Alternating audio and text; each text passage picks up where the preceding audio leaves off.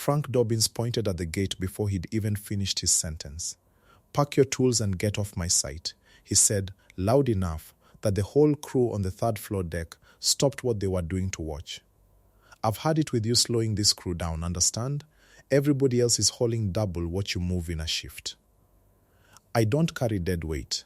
Andre Calloway stood at the rebar cage he'd been tying off, level in one hand, and did not raise his voice, did not argue, did not do anything but set the tool down slow and careful on a stack of plywood, the way a man sets something down when he intends to pick it back up later on his own terms.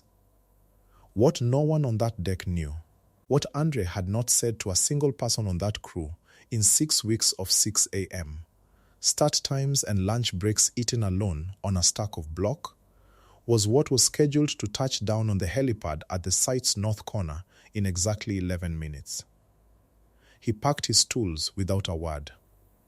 Frank Dobbins was still laughing when the chopper touched down. Andre Calloway was 41 years old, broad through the shoulders in the particular way of a man who had spent real years doing physical labor before he ever wore a suit to do anything else, his skin a deep walnut brown, weathered further by 6 weeks of standing in direct sun on an open deck, his close-cropped hair going grey at the temples in a way he'd stopped bothering to color years before. He had grown up in a small rented house 2 counties over, the son of a laborer named Otis Calloway, who had spent 31 years framing houses and pouring foundations for other men's companies, and had never once, in all that time, been offered so much as a foreman's title, passed over year after year for younger, whiter men with half his skill and a fraction of his patience. Because the company he worked for had decided, quietly and without ever writing it down anywhere,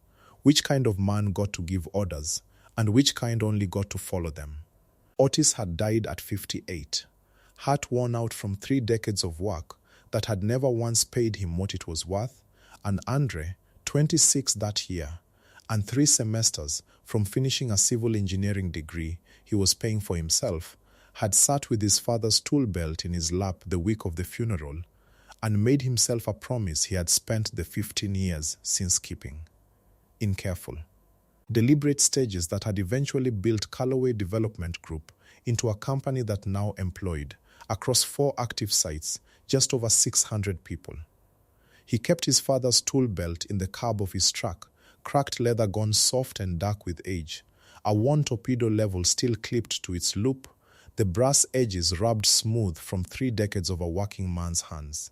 He had carried it to every site he'd ever broken ground on, not as a display piece for some office wall, but as a working object he still used, still checked his own grade lines with, because his father had taught him, standing in a framed-out doorway on a Saturday morning when Andre was 9 years old, a sentence that had outlived him by 15 years and counting. Andre remembered that Saturday the way some men remember a first paycheck or a wedding day, in specific sensory pieces that never quite faded, the smell of fresh-cut lumber and his father's coffee gone cold in a thermos cup balanced on a sawhorse, the particular squint Otis wore checking a levels bubble against the light, the rough, sure way his father's hand had guided Andre's own small fingers around a hammer's grip, patient in a way the rest of his father's exhausted week rarely allowed him to be. Otis Calloway did not talk much about the unfairness of his working life in front of his son, not directly, not with complaint in his voice, but Andre had grown up watching it anyway. In the tightness around his father's mouth some evenings, in the particular quiet that settled over their kitchen table, the years a promotion went, again, to somebody younger and paler with less to show for it. "You're going to be better at this than I ever got the chance to be," Otis told him that Saturday, setting the level flat across a header board. "Not because you're smarter, because somebody's finally going to let you prove it before they decide the answer without asking you first." Andre had not understood, at 9, what his father meant by finally. He understood it by the time he was 20, watching Otis get passed over a 4th time for a foreman's title he'd earned 3 times over on merit alone. Concrete doesn't lie once it sets, Otis used to say, checking a form with his own one level before a pour. You can talk your way around a man. You can't talk your way around what's already hardened. Andre had not understood it as a boy, kneeling in sawdust, handing his father nails.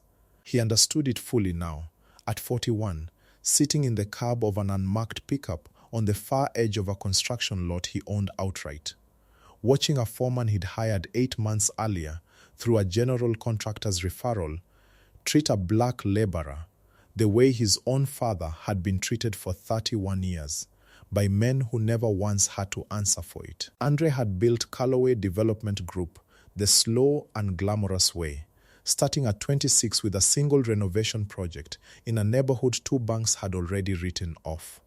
Financed through a construction loan he'd qualified for only after 18 months of a leasing job that paid him just enough to keep his engineering license current, while he built a credit history the traditional banking world hadn't been eager to extend a young black man fresh out of school. By 31, he had 6 employees and a reputation among the small circle of contractors and subcontractors who worked with him for showing up on his own sites more often than owners of his growing size usually bothered to. By 38, Callaway Development had grown into a firm capable of taking on $80 million mixed-use projects. And Andre had started, around then, the quiet practice that brought him to Meridian Crossing that spring, working a rotating shift unannounced on his own active sites, because he had learned, watching his father's whole career unfold from the wrong side of a hiring decision, that the truth about how a company actually treated its people rarely survived contact with a scheduled inspection. He had come onto the Meridian Crossing site 6 weeks earlier, under a name that wasn't a lie exactly, just incomplete Andre. No surname given beyond what the temp agency paperwork required, hired on as a general laborer through a staffing firm his own company used at 3 other sites, a practice he'd started 2 years earlier after growing tired of site reports that told him everything was fine, and monthly walkthroughs that showed him crews scrubbed clean and cheerful for exactly the 90 minutes an owner spent on site before vanishing again. He did this maybe twice a year, unannounced, on a rotating basis across his company's active projects, not out of some taste for theater, but because his father's whole working life had taught him that the truth of how a crew was treated lived in the 6 a.m. start and the lunch break and the moment nobody thought an owner was watching, never in the report written for the owner's benefit. The Meridian Crossing project was an $85 million mixed-use development, 42 stories of residential and retail rising over a site that had been a parking lot 18 months earlier. And Frank Dobbins had run its concrete and framing crew since the 2nd month of construction, a 54-year-old man with 30 years in the trade and a reputation. On paper, as a foreman who kept schedules tight and budgets tighter. What his personnel file did not show, because nobody had ever formally documented it, was the particular way Frank ran his crew, harder on the 2 black laborers under him than on anyone else, quicker to blame delays on them specifically, quicker to praise identical work when a white laborer produced it. A pattern so consistent across 6 weeks that Andre had begun, by the 2nd week, quietly logging it in a small notebook he kept in his truck alongside his father's tool belt. The quiet ally on that crew was a 23-year-old apprentice named Marcus Odell, lean and sharp-eyed, his skin a warm bronze brown, still finishing his union apprenticeship hours, and careful, in the way young men on a crew learn to be careful, not to draw a foreman's attention to himself unnecessarily.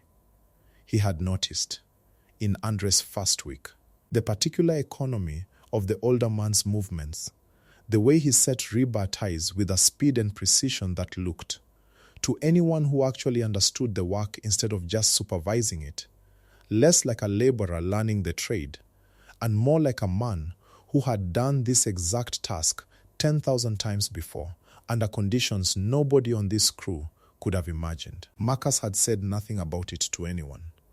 He had, though, started quietly sliding Andre a bottle of water most mornings before the site cooler got hauled out. A small kindness that cost him nothing and meant to a man working an assumed identity on his own construction site more than Marcus would ever fully understand. If you've ever watched someone absorb an unfairness they had every power to end instantly, and chose instead to keep watching a little longer to be sure of what they were seeing, you already know the particular discipline that took. The staffing agency paperwork listed him only as Andre C., a general laborer with prior framing and concrete experience. Referred through a firm, Callaway Development itself retained at 3 other sites, a detail that would have raised no flags with anyone on the Meridian Crossing project, because it was in fact entirely true. He drove to the site each morning in a truck 2 years older than the one he usually drove, parked it 2 blocks off-site the way any laborer without executive parking privileges would, and walked in through the same gate as everyone else, badge scanned by a security guard who had no reason to recognize a face he'd only ever seen, if at all, in a company newsletter photograph from a groundbreaking ceremony 18 months earlier. Andre's first 6 weeks on that crew were, by any objective measure, some of the most physically demanding of his adult life. And he did the work fully, not performing labor for the sake of an investigation, but doing it the way his father had taught him to do anything worth doing at all, completely, without half measures, because a man who half does physical work on a job site gets somebody hurt eventually. He tied rebar until his hands cramped in ways they hadn't cramped since engineering school internships 2 decades earlier. He learned again the particular rhythm of a concrete pour, the window between 2 wet and 2 set, the way a crew had to move as a single coordinated body or the whole slab suffered for it. He noticed, doing the actual work instead of merely inspecting its results. Details his site reports had never once surfaced. A rebar spacing pattern on the 3rd floor deck that ran looser than the structural drawing specified in 2 sections, a discrepancy Frank Dobbins had either missed or chosen not to correct, because catching it would have meant admitting a scheduling delay to the general contractor above him. Andre flagged it quietly the first time, on his 2nd week, mentioning to Frank in passing that the tie spacing on the northeast bay looked wider than the drawings called for. "You're a laborer," Frank said, not looking up from his clipboard. "Structural spacing's an engineer's problem, not yours. Tie what I tell you to tie, and let the people paid to think about it do the thinking." It was the first small cruelty Andre logged in his notebook that week, though at the time it read less like prejudice and more like ordinary Foreman impatience, the kind every construction site carried in some measure. He checked the spacing himself that evening after the crew cleared out, walking the northeast bay alone with a tape measure and his father's level, and confirmed what his eye had already told him: ties spaced at 18 inches where the structural drawings called for 12, a discrepancy that wouldn't fail an inspection outright, but that shaved real margin off the slab's design tolerance. The kind of shortcut a foreman took when he was racing a schedule and gambling that nobody above him would ever check closely enough to notice. Andre photographed the spacing against a printed section of the drawings, logged it with a timestamp in his notebook, and said nothing further to Frank about it, understanding already, even that early, that a foreman who wouldn't listen to a laborer's structural concern certainly wasn't going to correct one voluntarily. The pattern sharpened by the 3rd week. Frank assigned the 2 black laborers on his crew, Andre and a 2nd man named Curtis Whitlow, broad and quiet, his skin a rich mahogany brown, a man who'd worked concrete for 11 years and rarely spoke unless directly addressed. To the heaviest, most physically punishing tasks on any given day, the deepest pause, the highest scaffold work, the longest hours on the hottest afternoons, while assigning lighter, more comfortable rotations to a rotating cast of younger white laborers with a fraction of Curtis's actual experience. When Andre finished a section of rebar, tying 2 hours ahead of the pace Frank had set. Frank said nothing. When a white laborer named Kyle Bostic finished the same task in the same time, Frank made a point of announcing it to the whole deck, holding Kyle up as the standard the rest of the crew should be matching. "That's what a hard worker looks like," Frank said, loud enough to carry, and did not look at Andre or Curtis while he said it, though everyone on that deck understood exactly who the comment was aimed at. Curtis, at lunch that day, sitting apart from the rest of the crew on an overturned bucket the way he always did, said the only thing Andre had him say in 6 weeks that carried real weight behind it. "Man's been running this crew like this since before you got here," Curtis said, not quite meeting Andre's eye. "Unwrapping a sandwich with hands scarred from a decade of concrete work. I need this job. Got 2 kids and a mortgage that doesn't care what Frank Dobbins thinks of me. So I keep my head down and I let it roll off because the alternative's worse." "How much worse?" Andre asked. "Worse is unemployed," Curtis said. "Worse is Frank calling every other foreman he knows and telling them I'm trouble before I even get to the interview. That's how this works, if you haven't figured it out yet. Man like Frank doesn't need to say anything ugly out loud. He just needs to make sure the right doors stay closed." Andre wrote that down in his notebook that night, word for word, because it was, in its way, the clearest single account of exactly what his own father had described to him 20 years earlier, delivered now by a man who had no idea he was describing it to the very person whose company signed his paycheck. He learned more about Curtis over the weeks that followed, in the small, unhurried way 2 men learn about each other doing physical work side by side, rather than through any deliberate interview. Curtis had 2 daughters, 9 and 12, and a wife who worked nights at a regional hospital 2 towns over. He'd apprenticed under his own uncle after high school rather than going the union route straight away, and had, in 11 years, worked 5 different sites for 4 different companies, moving on twice, not because he'd wanted to, but because a foreman's grudge had made staying impossible. He never once, in 6 weeks, complained about any of it directly. He simply stated it, flatly, the way a man states weather, and let Andre draw whatever conclusions he was going to draw on his own.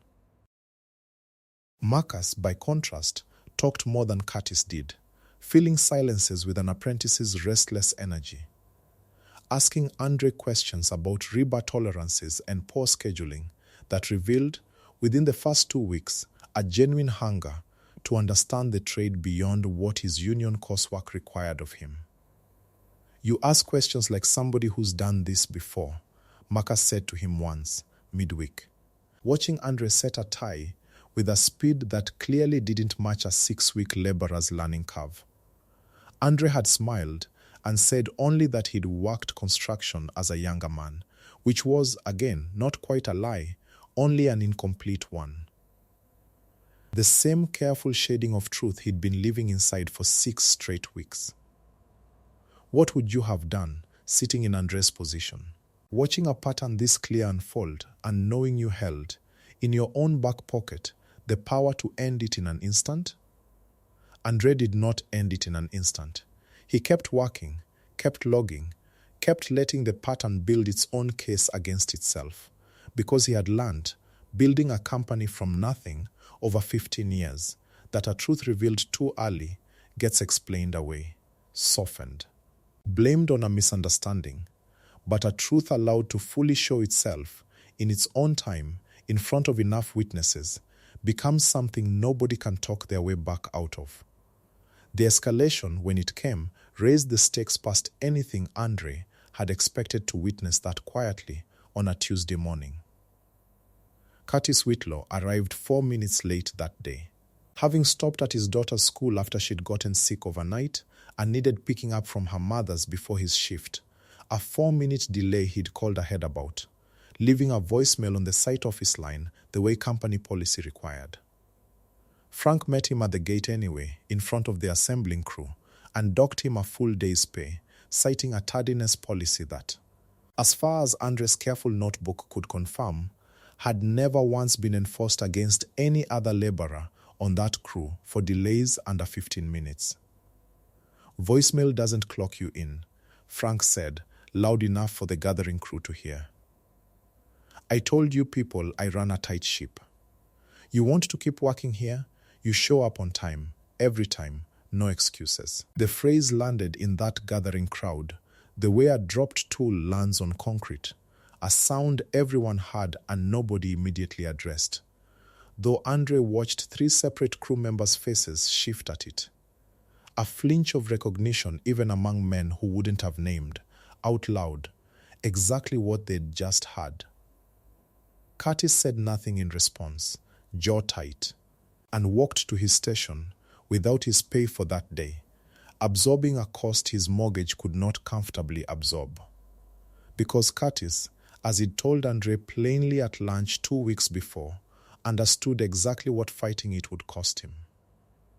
Andre's hands, that evening, sitting alone in his truck cab with his father's tool belt on the seat beside him, shook for the first time in 6 weeks. Not from the physical labor, which his body had mostly adjusted to by then, but from the particular strain of having watched a documented act of workplace discrimination happen in real time, and chosen again to hold his tongue a little longer. Because the site's general contractor executive was scheduled for a walkthrough the following week, and Andre had already decided, 3 days earlier, exactly how he intended to use that visit. He called his chief operating officer that night, a woman named Denise Aldridge, who had been with Callaway Development since its 2nd year, and understood, without needing much explanation, exactly what kind of call this was the moment Andre's voice came through low and controlled instead of its usual easy register. "I need the helicopter Thursday morning," Andre said. "North helipad at Meridian Crossing, 9:15 sharp.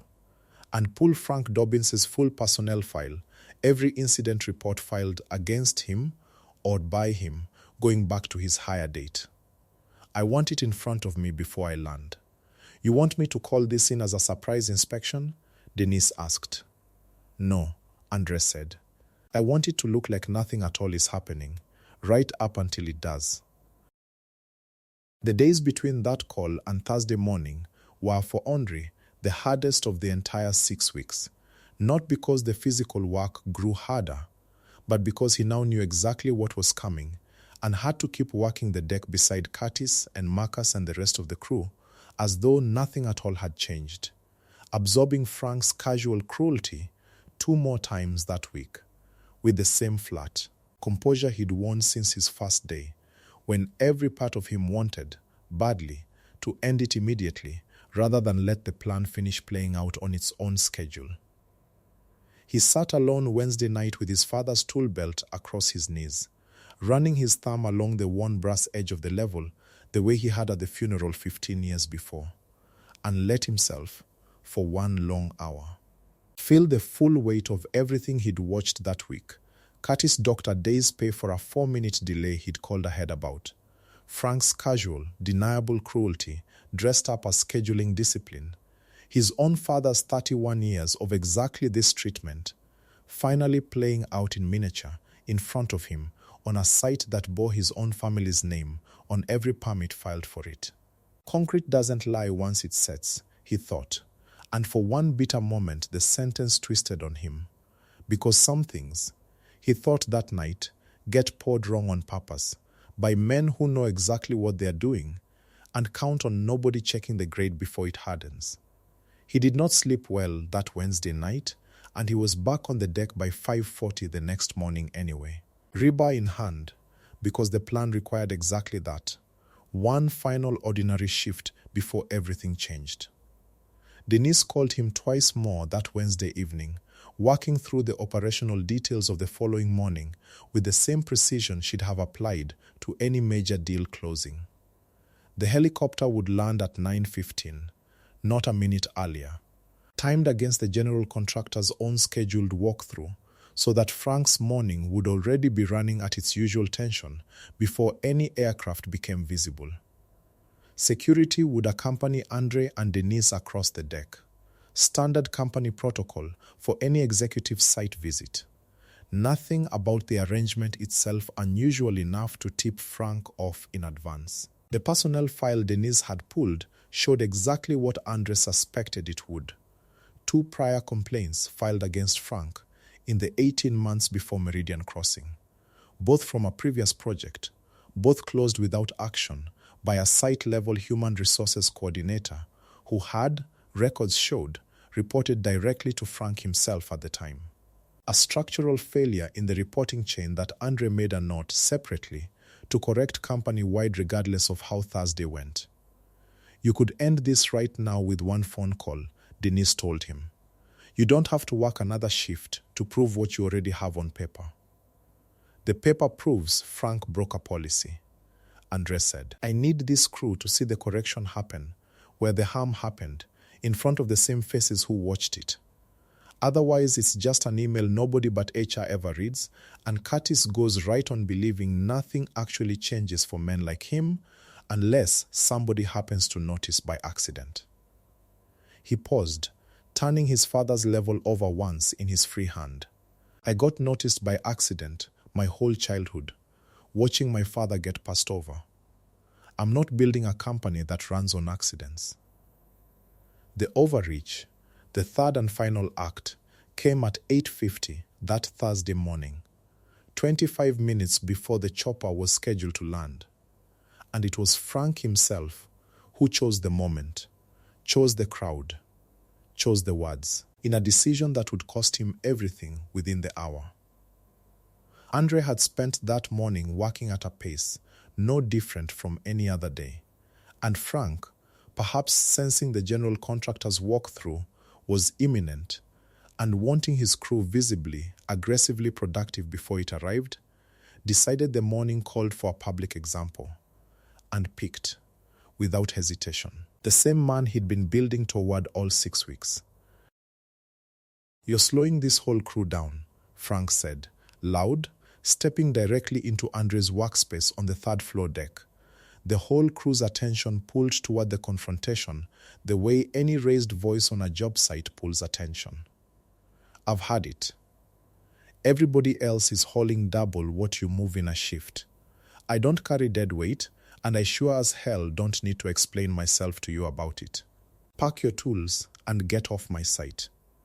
The deck went quiet, the particular quiet of a crew that has seen this kind of scene before and has learned, collectively, not to intervene in it, though Andre watched Marcus's face go tight with something close to anger, watched Curtis's jaw set even harder than it had the week before, watched Kyle Bostic. The young white laborer Frank had held up as the crew's standard, looked down at his own boots rather than meet anyone's eye. Andre set his level down slow, deliberate, on the stack of plywood beside him, and looked at Frank for a long moment before he spoke. You want me off the site, Andre said, quiet, even, or you want me quiet about the tie spacing on the northeast bay, and about Curtis's docked pay, and about every white laborer on this crew getting lighter rotations than the 2 black men working under you. Pick the real reason, Frank. I've got 6 weeks of notes, and in about 20 minutes, you're going to wish you'd picked your words a lot more carefully. Frank laughed, short and dismissive. The particular laugh of a man who has never once in his career had to answer for anything he said on a job site. You've got notes, he said. That's rich. Get your things and get out before I call site security to walk you out. He turned his back on Andre then, already moving toward the next task on his clipboard, still laughing under his breath, and it was in that exact moment, with Andre's tools packed and Frank's back turned in dismissal, that the low, building thrum of rotor blades became audible over the site's ordinary noise, growing steadily louder, drawing every head on that deck upward and north. Toward the helipad, where a corporate helicopter, white with the Callaway Development Group logo lettered along its tail boom, was beginning its final descent. Frank turned to look too, the way everyone on that deck was looking, and Andre watched something shift in the foreman's posture even before the chopper's skids touched the pad, an instinctive recognition of what that particular aircraft signified on a job site, a visit from ownership itself rather than the general contractor's usual walkthrough. The rotors wound down. The cabin door opened, and the man who stepped out onto the helipad, in work boots and a plain company windbreaker instead of a suit, moved with unhurried purpose across 40 yards of open deck, past a crew that had gone entirely silent, straight toward the exact spot where Frank Dobbins stood with his clipboard still in hand and his laugh dying somewhere in his throat. Have you ever watched a man's whole face change in real time? Watched 30 years of casual certainty collapse in the space between one breath and the next? Frank Dobbins went the color of old drywall, watching Andre Calloway, the laborer he'd just fired, tools parked on the plywood behind him, walk toward him with a security detail, and Denise Aldridge falling into step a respectful distance behind, and understood, before a single word was spoken, exactly what he had just done, and exactly whose site he had done it on. "Mr. Calloway," Denise said, loud enough to carry across the stunned deck, closing the last of the distance. "Frank Dobbins, site foreman. I believe you two have already met." Frank's mouth opened and closed twice before anything came out of it. "I didn't. Nobody told me. You're the owner? You've been working the deck for 6 weeks?" "6 weeks," Andre said, quiet, even, the same register he'd used his entire time on that crew. Tying rebar, pouring concrete, eating lunch alone, because you built a crew culture where the men under you learned fast not to be seen talking to me. I've got a notebook in my truck with 6 weeks of dates, times, and witnesses. I've got a personnel file Denise pulled last night with 2 prior complaints against you that somehow never made it past your own desk. And I've got 40 people on this deck who just watched you fire a man for slowing down a crew he was, according to your own site logs, consistently outproducing. This is, I run a tight crew, Frank said, the same phrase he'd used on Curtis 2 weeks earlier, though it carried none of its old authority now. I run this site the way I've run every site for 30 years. You run this site the way you've run every site for 30 years, Andre said. That's exactly the problem, and it ends this morning. The general contractor's project executive, a heavyset man named Walter Griggs, who had arrived for his scheduled walkthrough only minutes before the helicopter, and was now standing near the stairwell entrance, watching the entire scene unfold, with an expression somewhere between alarm and dawning understanding, stepped forward once Frank's termination notice had been read, clearing his throat carefully before he spoke. "Mr. Calloway," Walter said, "I want it on record that our firm had no knowledge of the specific conduct you're describing. If there are structural concerns tied to any of this, tied to the tie spacing you mentioned, we need that documented and corrected before another pour happens on this deck."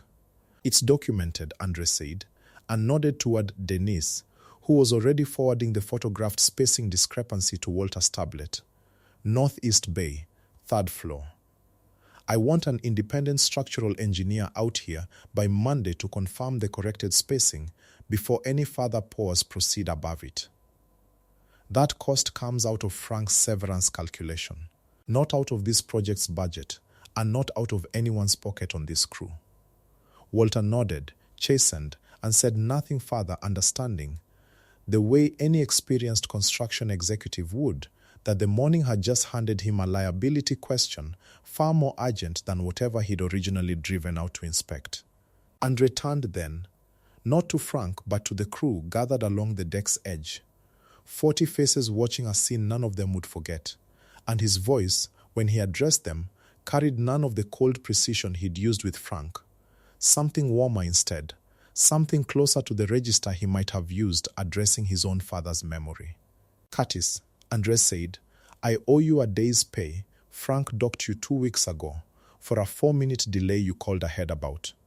That's getting corrected today, along with a documented review of every disciplinary action Frank's filed against you or against anyone else on this crew, going back to his hire date. If any of it doesn't hold up, it gets reversed. Curtis, standing near the rebar cage with his arms loose at his sides, said nothing for a long moment, and when he finally spoke, his voice carried a rawness Andre hadn't heard from him in 6 weeks of careful, guarded silence. 6 weeks, Curtis said. You worked 6 weeks next to me and didn't say a word. I needed to see it the way you saw it, Andre said. Not the version that gets cleaned up for an owner's walkthrough. I'm sorry it cost you a day's pay to get me there.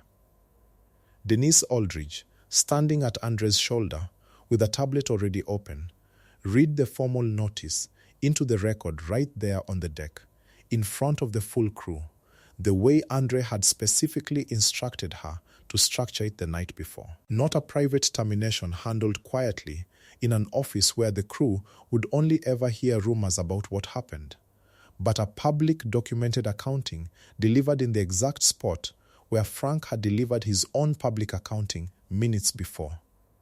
Effective immediately, Denise said, Frank Dobbins is terminated from his position as site foreman for Meridian Crossing. Pakaloe Development Group's discrimination and harassment policy, based on documented evidence of disparate treatment of employees on the basis of race, retaliatory disciplinary action, and conduct unbecoming a site supervisor. Site security will escort you to collect personal items and off the premises. Frank looked, for a moment, like he intended to argue, mouth working around some half-formed defense about 30 years in the trade, and budgets kept tight, and schedules held. But there was nothing left in that deck's silence for him to argue against. No ally anywhere in 40 watching faces, not in Kyle Bostic, who wouldn't meet his eye, not in Marcus, who stood with his arms crossed and his jaw set, not in Curtis, who simply watched him go with an expression that held no triumph in it at all, only a long overdue exhaustion finally allowed to surface. He packed his own tools in a silence that mirrored, almost exactly, the silence he'd made Andre pack his in 20 minutes earlier, escorted past the same rebar cage, the same stack of plywood, the same faces, and left that site by the same gate he'd pointed Andre toward, though nobody on that deck was laughing this time. Andre did not go with him to the gate. He did not gloat, did not follow to watch the final humiliation play out, because he had learned, building a company on his father's unpaid debts, that a man's downfall was never the point, only the correction that made room for something better to grow in its place. The district's regional labor board, notified as a matter of company policy whenever a documented discrimination termination occurred, opened its own inquiry into Frank's tenure the following week, though Andre declined to push for anything beyond what the facts themselves supported, telling Denise plainly that he had no interest in ruining a man beyond what his own choices had already cost him. I won't build my company on the same cruelty that kept my father down for 30 years, Andre told her. Firing him corrects the site. What happens to him after that is between him and whatever he decides to do with the lesson. The grace bit extended farther than Frank, though he was the only one who'd earned none of it. Kyle Bostic, the young laborer who'd looked down at his boots rather than meet anyone's eye during the confrontation, came to Andre's site trailer that same week, awkward and plainly ashamed, admitting he'd known something was wrong with how Frank ran the crew and had said nothing because speaking up felt like it would cost him his own job. Andre didn't lecture him. "You're 24 and you were scared," Andre said. "I understand scared. I need you to understand now that this crew doesn't run on fear anymore, and that includes yours." Kyle nodded and came back to work the next Monday with a different posture than the one he'd carried all 6 weeks before. The district's regional labor board inquiry, when it concluded that autumn, confirmed everything Andre's 6 weeks of notes had already documented, and recommended, beyond the termination itself, a formal restitution schedule for both Curtis and two other laborers on Frank's prior project, whose complaints had been quietly buried by the same broken reporting chain. Andre implemented the recommendation in full, without waiting for it to become mandatory. A decision his outside counsel described, more than once, as more generous than the law required, to which Andre's only answer was that generosity had never once been the point. Correction was. Curtis Whitlaw was offered, 2 weeks later, the assistant superintendent position on the project, a formal promotion with a salary Andre set personally, rather than leaving to a standard pay band. Backdated compensation for every disciplinary action against him that the internal review found unsupported, and a direct line to Denise Aldridge's office, going forward, bypassing entirely the layer of site foreman authority that had spent 11 years being weaponized against him.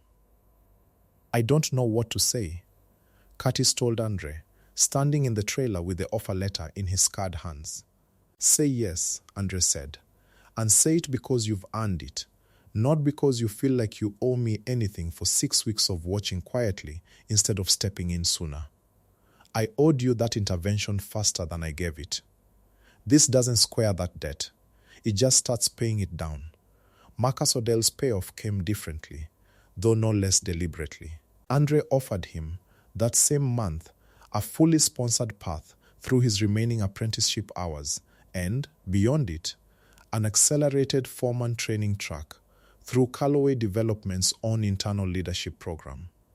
The first crew member in company history to be tapped for it directly off a deck instead of through a formal application process. "You slid me water every morning for 6 weeks and never once asked why a laborer needed it more than anybody else on that crew," Andre told him. "That's exactly the instinct I want running a crew someday. Not the loudest voice on the deck, the one who notices who's being left out." Denise Aldridge, reviewing the site's operations 2 months after the incident, flagged one more structural change she believed the company needed, and Andre agreed with her within the same conversation, a formal, anonymous reporting line, independent of any site foreman's chain of command, that any laborer on any Callaway development project could use to flag exactly the kind of pattern that had taken Andre's 6 physically grueling weeks and a false identity to uncover on his own. "You shouldn't have had to become a laborer again to find this out," Denise told him. "Not everybody who needs protecting is going to have an owner willing to tie rebar for 6 weeks to go looking for it." Andre didn't disagree. The reporting line launched company-wide within the month, staffed by an outside firm with no reporting relationship to any site's management structure at all. 6 months later, Meridian Crossing topped out its 42nd floor on schedule, its concrete and framing crew finishing under new leadership with Curtis Whitlaw as assistant superintendent and a foreman training rotation that included, for the first time in the project's history, quarterly incognito shifts worked not by Andre alone, but by a rotating team of Callaway Development's senior leadership, a practice formalized company-wide and named, over Andre's own mild objection, the Otis program, after a man who had spent 31 years wishing somebody with real power had ever once bothered to check. Curtis brought his older daughter, Jeda, 12 that year, to the trailer the week his promotion became official, wanting her, he told Andre, to see the office where her father now had his own desk instead of just a time card. She stood a long while in front of the framed photograph of the completed structural review for the Northeast Bay, the corrected rebar spacing documented and signed off, and asked her father what it meant.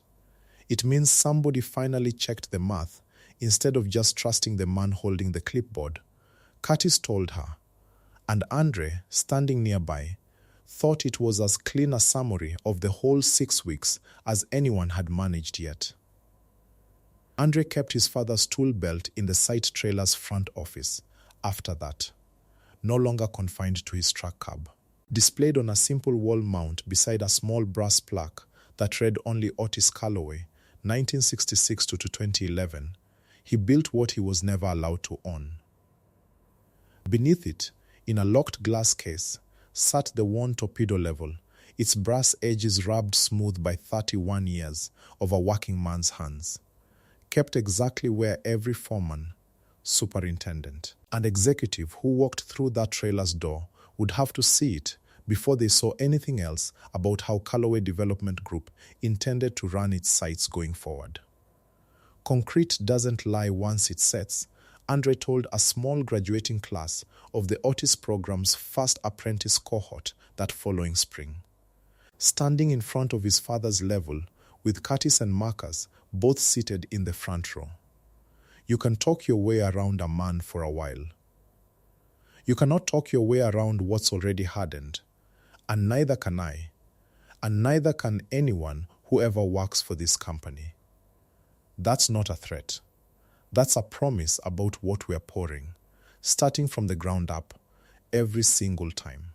He looked out at the small room afterward, 20-some apprentices from 4 different sites, faces of every shade the trade actually contained, rather than the narrower slice it had too often rewarded, and thought, not for the first time that year, about a 9-year-old boy handing his father nails in a framed-out doorway, about a level checked against morning light, about how long it had taken, and how much quiet work, to build a company where that boy's own son would never have to work 6 weeks under a false name just to be believed.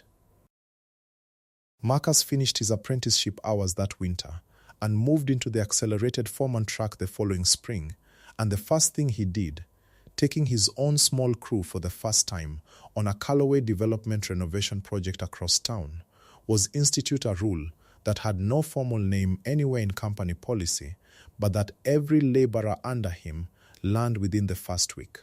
Rotations got logged publicly on a whiteboard by the site office, task by task, name by name, so that no one crew member could quietly absorb more of the hardest work than anyone else without the whole crew seeing the pattern in black and white before it had the chance to calcify into something nobody questioned.